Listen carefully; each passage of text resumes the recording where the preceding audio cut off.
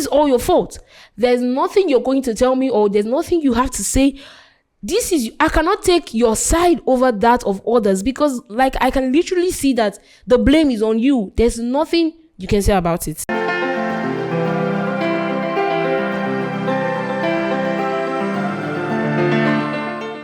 Hey, my Real Talk family, it's your girl Joy Chisom. Okay, calm down. I know you've been wondering, what happened now? Joy Chisom is just getting angry and all. Anyways, that is the essence of this episode tonight. Welcome to Real Talk with Joy Chisom, where we learn together and we grow together on relationship and bettering ourselves. So tonight, I'm going to be talking about the blame game. Yes. But before we go into tonight's episode, if you're a returning viewer, a first-time viewer, please hit the subscribe button, turn on your notifications so you get notified when we drop any episode, and do well to share this channel to those around you so they can get to learn one or two. So tonight's episode is about the blame game. A lot of relationships, I would say, suffer from this because they forget the fact that when things get chaotic and there's problems or misunderstandings in relationship, you need to find what you did that caused a reaction. You need to find the action that made the reaction to be what it is. And they don't even have the time or even have the knowledge to know that there was an action that prompted the reaction. And this is what I'm here to remind you. So yes, come along with me on this lovely and very knowledgeable episode. So whenever you are pushed, I would say push, because emotions can make you do what you did not even plan to do. So whenever you're pushed or your emotions get so high that you find yourself in a situation with your partner where you're beginning to put them in the middle of the issue, then you need to check, you need to pause.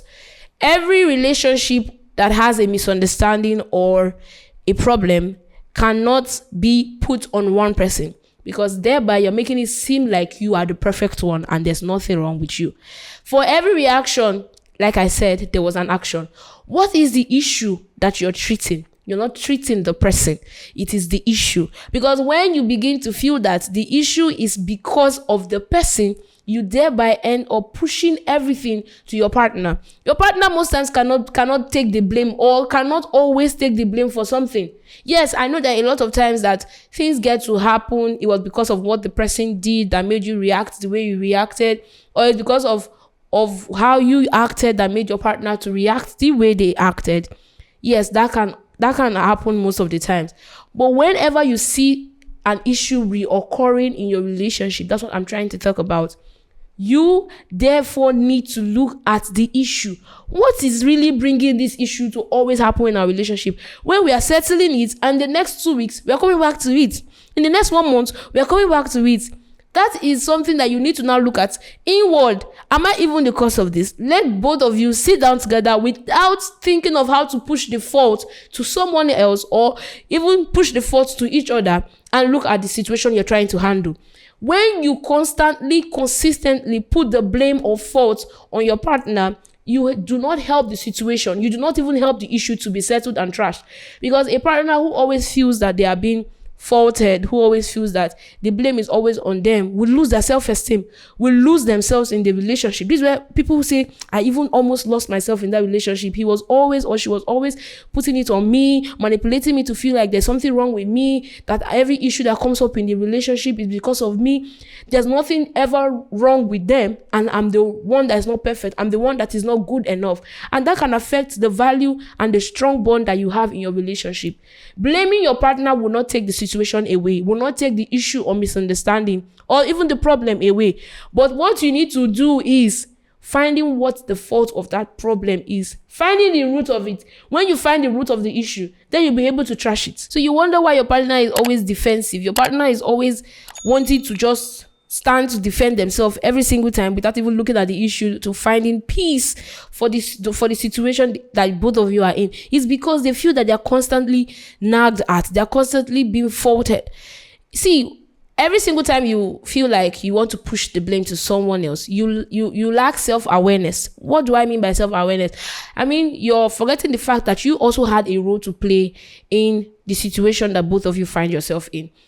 Constantly nagging, or I would say constantly faulting your partner, would make them build a wall, and that wall that you cannot cross, because they don't want you to come in, because they feel that when you come in, you begin to look down on them and continue with the blame game.